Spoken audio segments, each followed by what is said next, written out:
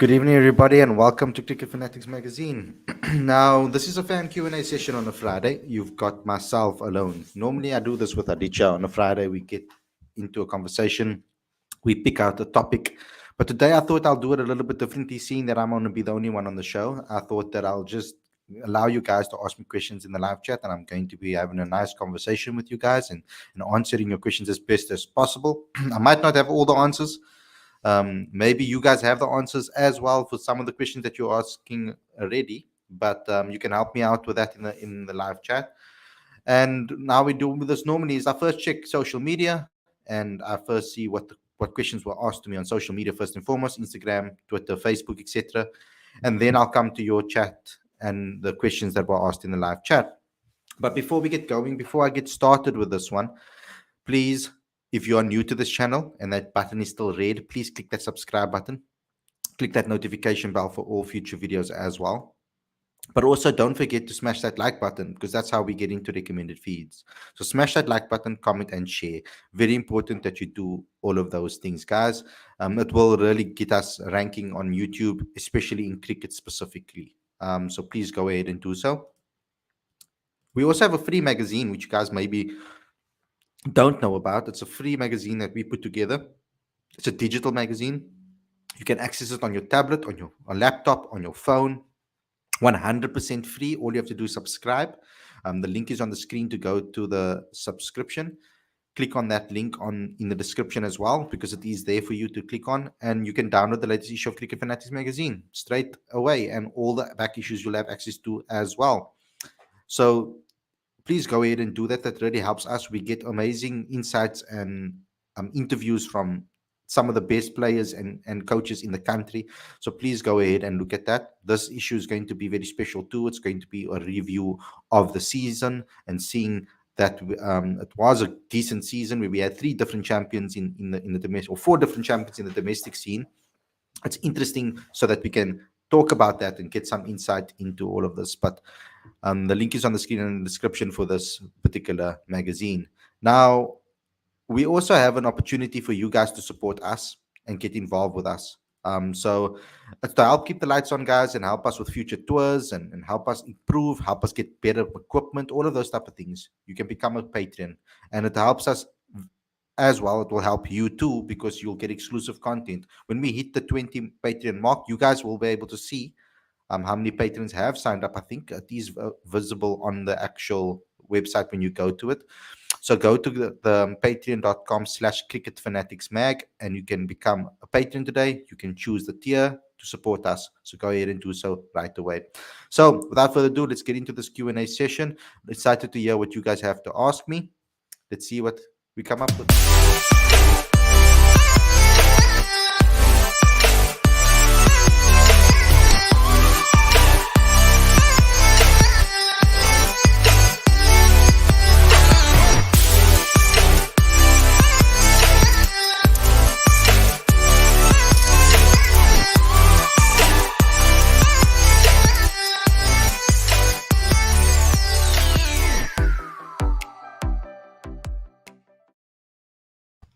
Good evening, everybody, and welcome to Cricket Fanatics Magazine. This is your fan Q&A session and your daily show. I'm your host, Khalid, and this is the show where we talk about all the major talking points in South African cricket. But on today's special episode, you guys get to ask me questions. And let's see how much I actually get in the live chat.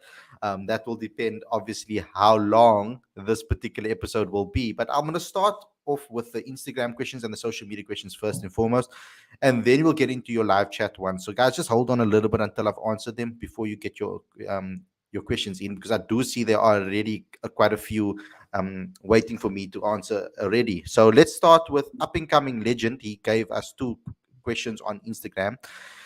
He says, do you think bavuma captaincy could be at stake if SA lose to England after losing to Bangladesh? Okay, so I don't think that they're going to change the captain before the World Cup, no matter what happens going forward now. I don't think they will change the captain so close to the World Cup. So this is just my observation of the situation, of course. Um, whether I'm not going to give my opinion on whether I want it or don't want it, because currently I think that Temba has been a decent captain for us, yeah, in white ball cricket, but I don't think they will change it regardless of the matches. And also, if we do lose, we can't necessarily also blame bavuma alone for the defeats. I don't think any captain has been judged in that manner. So I don't think that any captain should be judged in that manner because it is a team sport and people perform all together. Temba has actually been one of the best performers in South Africa's teams across formats this season so far. So we can't really criticize his performances, and his captaincy's been pretty brilliant. So he needs the people around him also to perform and do their roles and do their jobs properly. So I don't think they would change it before the World Cup. There was a discussion at the beginning when Temba was selected already as captain. They said that it will be till the 2023 World Cup. So yeah, I think they will stick to that. Do you think Christian Jonker was unfairly dropped in the T20I? He scored 49 versus India and was dropped after 2 innings. Um, I'm going to have to go back to that particular games again and check. But I know that Christian did go on a little bit of a dip form. There was a particular some mental struggles that he had after South Africa's performances after he got dropped. There's an excellent article on our website. If you type Christian Jonker Cricket Fanatics Magazine, it should pop up on Google. Um, there's an excellent article about Christian and his mentality and his mindset and what happened after he was dropped in that particular innings, etc. And how he's battled with his mental strength throughout his career. A very good article by one of our writers in Gama. So go ahead and read that. It's still very valid. Majority of the articles that we have on our website, I'll say majority, all the articles, almost all the articles in our magazine definitely are evergreen, meaning that you can read it 2 months from now, a year from now, 3 years from now, and you'll still get something out of it. There'll still be lessons learned. There'll still be insight in there that you can learn from, and some information in there that you might not know about certain players. So I urge you guys to get hold of the Cricket Fanatics digital magazine. It's 100% free. The link is in the description. You can find out stories like this one. Christian Jonker is one of the stories that featured in the mag as well as on the website. So go ahead and go look for that. cricketfanaticsmag.com. The link should be in the description as well for that, I think. But that was the two questions on Instagram. Then I'm going to move on. I'm going to go to Twitter. We normally have way more on Instagram. I think the Instagram guys are busy or sleeping. They haven't really necessarily gotten in touch like they normally do. We normally have quite a few. Sometimes I have to leave some out. There was a question on Twitter though from Abai. You guys know Abai. Abai comes on the show quite often. But with the 8 o'clock show, he's been struggling to be with work, etc., to find the time to come on the show at 8. He has a question. He said, as successful as the Proteas for test team has been as of late, where all do you feel the ODI team is coming up short? The situation is looking dire on the ODI Super League table. And yes, it is. And when you don't win ODI matches, that's what happens. Now, South Africa never had a good series recently in the ODIs against Bangladesh. Bangladesh are a very good ODI team. And I feel South Africa need to find their rhythm and their balance and their manner in which they want to play in ODI cricket. There is quite a few players off form in the ODI arena for South Africa, and I feel that it's just a matter of form. And this makes it even worse because the Super League table, you need to win matches, and it's going to be a very difficult tours coming up for South Africa to try and win. And it's going to be very difficult. It's the one format, and Advise 100% correct. It's the one format South Africa's been struggling with for some time. I mean, since just before the World Cup. I will say from the World Cup, you can say.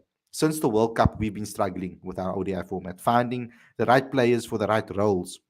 Now, particularly in our batting department, I feel we haven't yet found that consistency. I mean, other than Rassie van der Dussen, you can't really say that any other player has necessarily been very, very consistent in the ODI format. Bavuma has been good, decent when in certain matches. At times, Riza was. At times, Yanaman has been.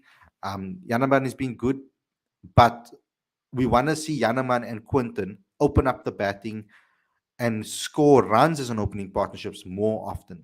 I don't feel they're doing it enough. And I think if we can sort that out, then everybody will be playing with, I think, a little bit more a clear mind because they'll be playing in the actual positions. They'll be doing the job that they need to do, rather than coming into situations that they're not normally maybe used to. So if that opening partnership can find a way to survive, I think South Africa can really, really trouble any team. So I think it's while we coming short, I feel that our game plans have been off and players have been off form. I think it's as simple as that. There is a bit of confusion on who we're playing and when we're playing who and whether Aiden's going to be in, when he's not going to be in, all of those type of things. So I think South Africa need to find that synergy and just need to find their rhythm in ODI cricket. Um, Seeing that quite a few have been off form, I think all of them can almost come on form again together. So let's get into the live chat now, guys, and see what you guys have to say. Who do you think is opening in the tests? Um, Against England. I think they'll keep Sarel Irvia and Dean Alga. I don't think they're going to change the batting lineup, actually, even though we're playing in England. When you listen to what Dean Alga has to say. So when Dean Alga spoke, he said it's going to be very difficult for the IPL guys to come back in the side. I see them sticking with Sarel Irvia and Dean Alga for the test in England. You're playing 11 for the T20 World Cup. Only select 11 players, not either or. Yeah, I don't like the either or stuff either.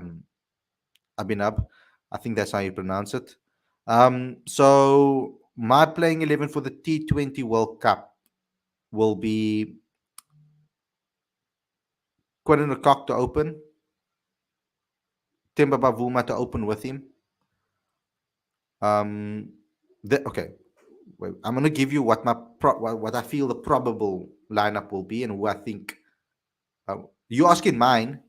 Okay, if I had a choice, okay, if I had a full reign and I had no control over, and if I had completely full reign, I would call Faf back as an opener.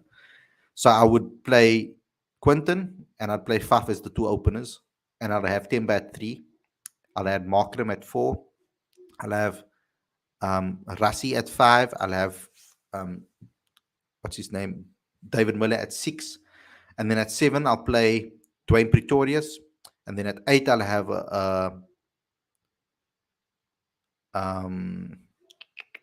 at 8 I'll probably throw in Kagiso Rabada. 9 I'll throw in Anrich Nokia, and 10 I'll throw in Lungingiri, and 11 I'll throw in Shamsi. I think that will be my 11. Lawrence, or one of you guys, if you can, or Lorenzo, can you maybe just write my team in the live chat, if you can, maybe, if you remember what I said. I think I said I'll call Faf back, so I would have Quinton de Kock, Faf du Plessis, Temba Bavuma, that's my top 3. 4, Aiden Mockram. 5, Rassi van der Dussen. 6, I'd have David Miller. 7, I'd have Dwayne Pretorius. 8, I'd have Kagiso Rabada. 9, I'd have Lungingiri. 10, I'll have Anrich Nokia. And 11, I would have the British Shamsi. So that would be my 11. But if Faf du Plessis isn't in the mix, of course, then let me be a little bit more realistic. Then I'd actually be a little bit cheekier. I'd go Quinton de Kock to open. I'd go with Temba Bavuma as the opener with Quinny for this particular game. I'd go with Rassi van der Dussen at 3. I think he should bat higher. I think Quinny at 4. I think David at 5. At 6, I'd go with someone like Tristan Stubbs. I'll take a risk and put a finisher like him in. 7, I'll go with Dwayne Pretorius. 8, I'd go with Kagiso Rabada. 9, I'll go with Lungingiri. 10, I'll go with Anrich Nokia. And 11, I'll go with the British Shamsi. So, yeah, that's what I would do. I'd risk a Tristan Stubbs. or I'll go with Yanaman as an opener. It's between the two of them, I feel. But that's even if they get into the World Cup squad, eh? That's if they get into the World Cup squad. Why is KG not effective in the T20 format? Everybody's smacking him all around the park. To be honest, KG did nothing for the Proteas in T20 format. He shouldn't be the first choice seamer for the World Cup. That's a very valid point. Starting to make me think if I must maybe change my lineup. I think I think KG needs a some. I don't know. I know he was in. I know he did take a break a little bit and he did have some time off, but I think he needs some time to maybe just reset himself and find his raw pace again. I think he's overworked into the ground, and I think we're asking so much of KG, and KG's playing so much cricket. Maybe he just needs to just take a break, go to Japan, go sit in the hot springs and chill a little bit for a month or so, and just like lay back and just yeah, get maybe I don't know some Japanese treatment or something like that. I don't know why I'm thinking Japan because maybe that's one of my dream destinations. But maybe you should do something like that just to get his mind clear, his body like needs to recover. I think he needs a proper break. Short stint breaks don't really help. I mean, I've tried to recoup in certain occasions, especially when there's lack of sleep, etc., and all of those type of things. I try to do it like if I've had 2 months of terrible sleep or whatever, and then I'll try to like make it up in 2 days. It doesn't work. Or I'm trying to make it up in a week or two. It doesn't work. So I think KG needs to completely just refresh himself and change everything. Like just be different. Yeah. So like he needs to just go away and not be different. What am I talking about? I think he needs to go away and just relax and exfoliate and I don't know, just be free a little bit to get his mind. I think it's more his body than his mind. I think his body's just burnt out. I think that's why he's not even reaching the speeds that we know he can, and he should be reaching faster speeds at the moment. He should be in his peak. Khalid, what do you think about South African A versus South Africa B versus South Africa Emerging Series if the main team is not available? So this series can also be beneficial for the talented pipeline for Proteas. I've actually proposed this to Cricket South Africa. I've spoken to Malibonga Maketa about this, actually, saying that we should maybe do this. I mean, they like the idea, but it's difficult to actually put it in place and to get this all organized. But it shouldn't be as hard as organizing a tour. So I think it would be a good idea for them to do something like this. It will be a very good thing for someone like Victor to actually attend this. And, even Mark Boucher, if he's still the coach, to attend something like this. And if he's not available, probably then you'll have to go with his scouts, obviously. So you'll have to have Patrick Maroney there. You'll have to have Victor Mpetsang there. And I think they all are high performance guys as well. I think should be there too, like Vinnie Barnes, etc. And go to this and have a little tournament. It can even be at the High Performance Academy, probably. And they can play there, and it's a nice way to sift out the talent and see who's the best and who's not and who's left out and who hasn't been, and to really have a look at our talent. I think that will be an excellent idea. I've actually proposed it to them.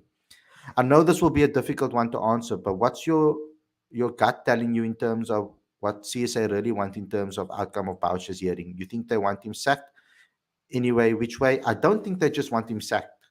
I think they just want, I honestly do think that they want to, because if they just wanted him sacked, they could have just sacked him. They could have or come to a mutual agreement to tell him to leave. The fact that they're giving him an opportunity to actually speak up for himself. I mean, they gave them opportunities to speak at the SJN. They didn't want to, so this was obviously chosen. So this hearing is obviously going to give Boucher a fair chance to stake his case and state his case and what he feels happened in the situation. So I don't think they just want to sack him straight away. I actually do think they're going to give him an opportunity to explain himself and to air it out. But yeah, it's going to be a very tough one. We're going to be following it and seeing what's happening too, guys. We're going to try to follow it as best as possible. Personally, I think SA should build Markram as a future opening batter. I mean, we all thought that was going to be happening, and that's where he was going to be playing, and in all formats actually. but things have changed. Aiden's game has changed. I mean, we can see in the T20 format. It's funny how the roles have reversed. He made his debut in Test cricket, and now his best format is T20 cricket. It was his first format at first, and now it's his best format. That's crazy. How confidence, guys. Phew, it's like that's why I think with Aiden in ODIs, I think it's confidence. It's just a mental block. I think he just needs to get over 100, and I think it changes his whole game in ODI cricket. One century will change it for him. I think that opens up the floodgates for him. Um, I think I don't know. It's maybe because of the way he was thrown into ODI cricket is still haunting him. Maybe perhaps I don't know. Peter saying, "Hello, Khalid. When are we going to discuss about the mightiness of colored people bring to SA cricket? I hope you understand that SA colored tour to England in 1968, dominating and returning, being Hunt. I want to talk about this after Boucher's hearing, because it will tie nicely into the Boucher's hearing, and I want to do a proper quota transformation discussion. We did a transformation talk on this particular podcast show, on the Sunday podcast show before. You can go to the podcast show link, or you can just type in transformation and Cricket Fanatics Magazine on YouTube. It should pop up. We did a show. We had guests on the show. We had different races on the show. Well-renowned journalists. Someone like like Zama. We had someone like we had Simon Lewis. You might have seen on Twitter. We had Hussein Manak. We had I can't remember everybody that was on the show, but go ahead and read that particular. Go watch that show. I think it's an excellent show to give you a basic understanding of the struggles of South African cricket. But we will do another one explaining the quota system, explaining the transformation targets, explaining what and why there is a system like that in place in South Africa, and why we need it, and why we do need to maybe adjust it for the future when it comes to international cricket, and all those type of topics we're going to be discussing. So stay tuned to this channel, subscribe, hit the notification bell, and you'll get an update on that. He's been the opener though. He's just struggled to do it for long now. That's why he was dropped, and that's obviously about Aiden Markram. Lisa Brink saying, "Hi Khalid, how do you think the coaches and selectors will choose the playing 11 for SAA games? Do you think everyone will get a chance, or will they choose a consistent team?" That's a great question. Now, I don't know what they're going to do, but I think they will balance. If I was them, I would balance it up. I'll mix it up. I'll play some Proteas players with some new guys and then switch it around. I would give different guys opportunities. But what I want to see is a consistency when it comes to the next in nine players. And I'm not talking about the contracted players. I think the contracted players need to be mixed around. And I would like to see all the new guys get opportunities. Rather let the national contracted players be place fillers if there's a position needed to be filled. That's what I would like to see. I don't think I will see that. I think they'll pick their best team because, according to Victor Pinsang's quotes, he said that they will be taking this seriously. So do I have it? The quote still here. Yes, we are really looking forward to watching these matches. Let me just see where he says it. He says the experience of some of the Proteas. There we go. He says, it's going to be an exciting few weeks in Harare. The national selection panel and I selected our best up-and-coming players and balanced them with experience of some of our Proteas to show just how serious we're taking this tour. So they obviously are taking this tour seriously, according to Victor Pinsang. So we could expect what they think is their best team playing, at least in the first matches. I would like to see a jumble, and I would like to see them prioritize the new guys, particularly in the batting aspects of things. I'd like them to prioritize the new guys and then fill up the rest of the spots with some old guys. That's what I would like to see happen. I hope that answers your question, Lisa. Will Boucher be sacked? I have no idea where they're standing. I'll have to wait for the hearing, guys. I'm sorry. I'm not going to make a stance in here. It's difficult for him to, if those things that happened were true, and if what happened is all Boucher's fault, then I don't see him surviving.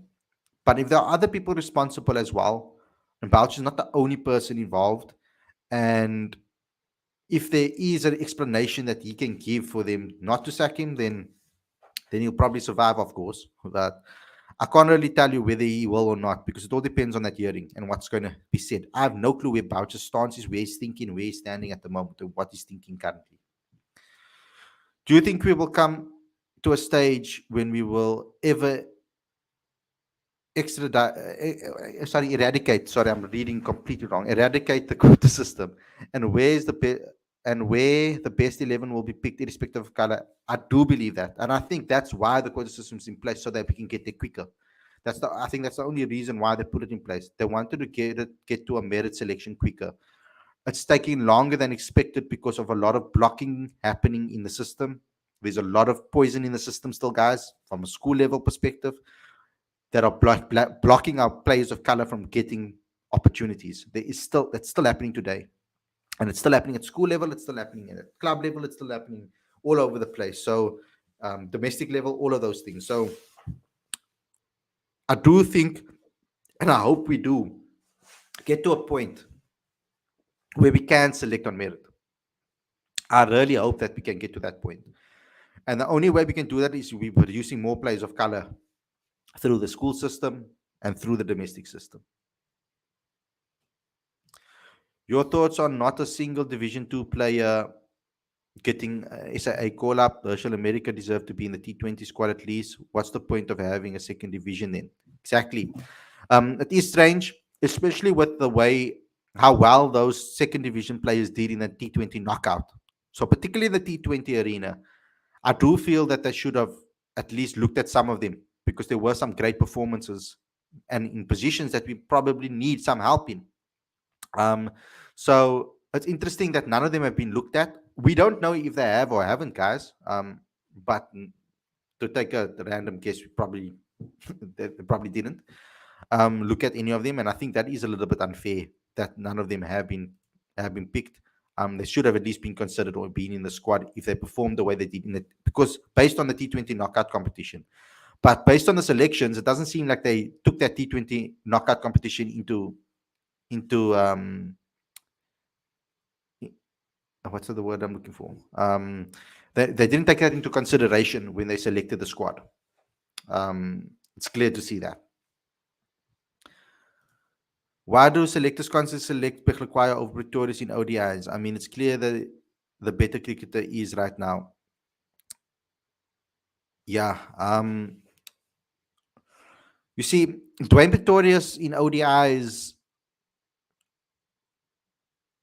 I like him in T20s, but I maybe, I don't know about him in ODIs. I don't think he's maybe shown enough domestically in ODIs to get the position.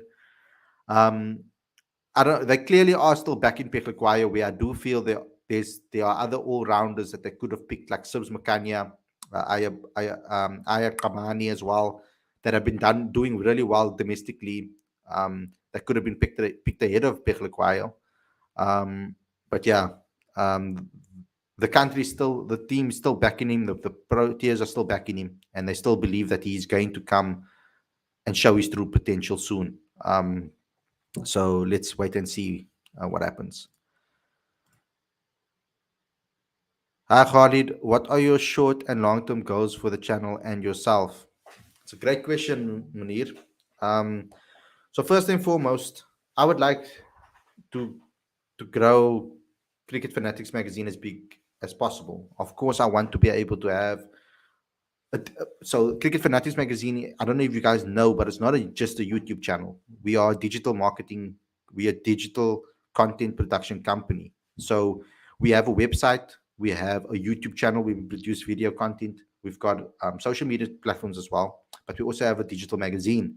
The digital magazine is kind of almost our bread and butter. That's our hub. That's our main prize that we're giving away for absolutely free, guys. We put in proper journalistic work into those articles, interviewing players, hunting them down, getting front covers. We put so much effort in every single month to get you guys a magazine. So that's our everything, guys. That's what we're going to be pushing for subscriber bases, because that subscriber base is growing quite nicely. And the more subscribers we get in the magazine, the better and easier it will be to obviously approach sponsors. Now, the main thing that I want to try to do is start to do content marketing for people, produce pieces of content from a marketing perspective. We're going to be releasing those type of things very soon to give you guys our options and show you guys what we are going to be offering, etc. But we also want to get a sponsor, for our channel, like a main sponsor. You can see on many YouTube channels they have sponsors, and eventually, what I want to do is I want to grow this channel to at least to get it to 10K, 20K, 100K, as many as possible. Open up the membership site, do exclusive content for you guys. I want to be traveling the world. I'm covering cricket, following the Proteas around the world, going to World Cups, all of those things. That's the vision for Cricket Fanatics Magazine. And once we set up Cricket Fanatics Magazine SA, I might dabble in a few other projects which I want to keep to myself right now, but I will reveal it to you guys sooner or later. Maybe only to patrons we will release that information.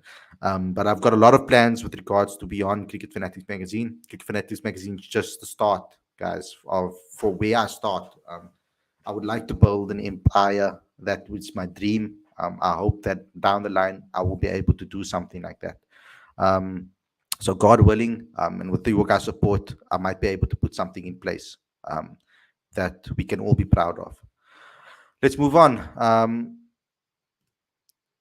Justin saying, what batting position does Bavuma bat in T20? Because he played as an opener and failed. Then they moved into three. That also didn't work. And the last T20, he was held back at six. You know, I feel that South Africa, especially in T20 cricket, they are quite loose in their selection, I feel. I think the only two positions that they really feel comfortable about and 100% are certain about is the opening positions. And and that opening position is Quentin de Kock. And who his partner is dependable on conditions, dependable on the day, dependable on I don't know what they're doing there. I do think that if Faf du Plessis is not available and they don't call up back Faf, which they probably won't, then I think Temba should open with Quentin de Kock in T20 cricket. I think that will suit him the best because he can bat deep and bat long and do the role as a captain, lead from the front. Because I think he should take that responsibility as a captain for South Africa. And he's opened the batting in T20s before. So I do in domestic cricket. So I do think that that could be a role for him. And he should take that, the bull by its horns, and he should go ahead and show us what he's capable of in that position. Khalid, just make the Varsity Cup cricket like the Varsity Cup rugby and more quality youngsters will come through. Um, yeah, the varsity cricket, it's tough because majority of the players will struggle to play for the varsity cup cricket and play club cricket and play everything in one. I think and play for the pro and play for Western Province and all of those type of things. So it will be difficult. But I do get your point, and it's true because Cricket Campus Cricket, that Red Bull Cricket competition, I don't know what I think it's Red Bull Campus Cricket, which is a major tournament that happens with all major varsities around the world. Lungi Ngiri actually played in that. Actually, that's actually the first time I interviewed Lungi Ngiri. It was for that Red Bull Campus Cricket tournament. So it is quite competitive worldwide. So I think they should actually push it up a lot more and make it a little bit more, how can I say, attractive to the younger generation, of course. Koba says, will the channel be following the under-19 Women's Cricket World Cup when it takes place? Definitely. Definitely. We want to watch your sister play, bro. We want to watch your sister play. So, yeah, I'll definitely be doing that. We'll definitely get a team on that to cover it. Kobus, we can have a chat actually offline if you want to be involved, maybe. We can see if we can be. Let's move on. Let's move on. Khalid, why Selectors didn't give Linda an opportunity after dropping him, whereas Andile got consistent opportunities to come back in the side after being dropped. George Linda, I feel, is a different case because I almost feel that he doesn't want to be in the squad if he's not going to play. He'll rather be playing cricket. And at the moment, he's in England. So that's why they didn't select him for the A side, I feel. So, yeah, unfortunately, I think that's the reason. But other than that, I don't know why George Linda has Yeah, I hope. I don't know why George Linda hasn't been selected, particularly in the sub in like, for example, PE. Now they've gone with someone like Simon Armour, and it looks like they completely overlooked um, George Linda, which is quite sad. Um, Khalid, don't you think there should be more done to prioritize club cricket, for example, giving them a bro? I have so many plans for club cricket and like goals for club cricket that I'd like to obviously chat to them about. I mean, I would obviously want to get involved in club cricket once we build this platform to a size where we can actually benefit club cricket, you know. It's pointless me going ahead and doing a whole lot of things and wasting our time focusing on club cricket, and then the stories don't take off, or they don't do well, or they don't get the exposure they deserve. So I feel like I need to build a platform that is deserving of me being able to give exposure, proper exposure to club cricket. Now I will be putting content packages in place for clubs, etc., for us to be able to do that, but it will be a paid sponsorship that they can work with us in producing content, in getting them out there. So I will be putting those things out there too. If clubs are interested, you can get in contact with me. We will be doing content for club cricket, but it will be paid partnerships. Aligned with the club, of course. We will be working with the club together to try and promote them as best as possible in club cricket. Now, I do think we need to focus on it, and I will try. If this company takes off like I wanted to, I'll definitely be investing in club cricket, into development programs, into the a transformation program, into all of those things, guys. Because that's really what I want to try and do. I want to try to give back to cricket, not just take from cricket. Um, do you watch the great cricketer on YouTube? They do well, but you can reach their level if you involve local cricket clubs to grow your channel. I don't watch them. I will give them I'll search them up and have a look. Um, yeah, I mean, I really hoped that with all the interviews that we do and all the players that we interview and all the shows that we do and all the content that we do, that will grow a lot faster. But hopefully it will come. So we need one break, guys. I mean, if I can get myself to that World Cup, I think it will change our lives on this channel, all of our lives here as a family. I think that is going to be the key. I hope your dreams of cricket fanatics are realized. Thank you very much, Zubaida. Khalid, I just want to say you're doing an amazing job with the channel, and I truly hope all your goals and dreams are realized sooner rather than later. Thank you so much, Gobus. It means a lot to me. All the support from all of you guys, and that's a great way to actually end up before I start tearing up here, guys. Don't do those things to me. Eh? It's a very emotional month. Yeah, you know, I'm a little bit more emotional than usual this month. So so thanks a lot for all the support. I hope you guys enjoyed this episode. We will be doing regular Q&As. I mean, we will be doing one-on-one Q&As with myself once we open up the join button, exclusive content, all those things will happen. Just bear with me, guys. Be patient. And get everybody that you know, all cricket lovers in South Africa, to subscribe. There's a reason why I want to make this specifically South African, and why I want to make this specifically about South African cricket. There's a reason why I want to do that. That's why I do what I'm doing. There's a method to all the madness, and I will do when it's the right time. I will do a stream and explain everything to you guys in detail. At least to my patrons, I will definitely do so. So try to get us up to 20 patrons. That will help us a lot. How can we help get your voice out there? Well, if you see any small cricket companies that are maybe looking to partner up with people, or you see any cricket companies, go and have a chat with them, tell them about us. We can obviously connect with them, but just share content everywhere, guys, as much as possible on Facebook, specifically on Facebook as well, because our Facebook page is our best social media platform at the moment. It has the most amount of followers. So just share it as much as possible. Our content, our videos. If you hear anything cool, if you take snippets, guys, post it everywhere. Like tag us in on social media and post our clips out there. I mean, I don't mind, as long as you give us credit. You can use our clips and clip it up and use it out there, as long as you credit Cricket Fanatics Magazine and put the link of the video where you got it from. I'm keen for you guys to share our content as much as possible, guys. So go ahead and do so. But thanks to all the support, guys. Thanks for everything, everybody that's watched the show and joined in the Q&A sessions. And I'll see you guys very soon. Don't forget to subscribe to Cricket Fanatics Magazine monthly. That's how you help me too. And also don't forget to become a Patreon. Links are all in the description. Go to cricketfanaticsmag.com for all updates. Cricketfanaticsmag.com is very important, guys, because the more traffic we get to this website, the more sponsors can come involved with our company as well. So make sure that you make Cricket Fanatics Magazine you're almost now your number one cricket, especially when it comes to features and exclusive content. We try to dominate that specifically, guys, and so go ahead and follow us for that. Whew, thanks a lot for watching, guys. I hope you guys enjoyed this episode, and I'll see you guys again on Sunday evening with another podcast show. Take care, everybody. Thanks a lot for all the support, and we'll see you very, very soon. Peace.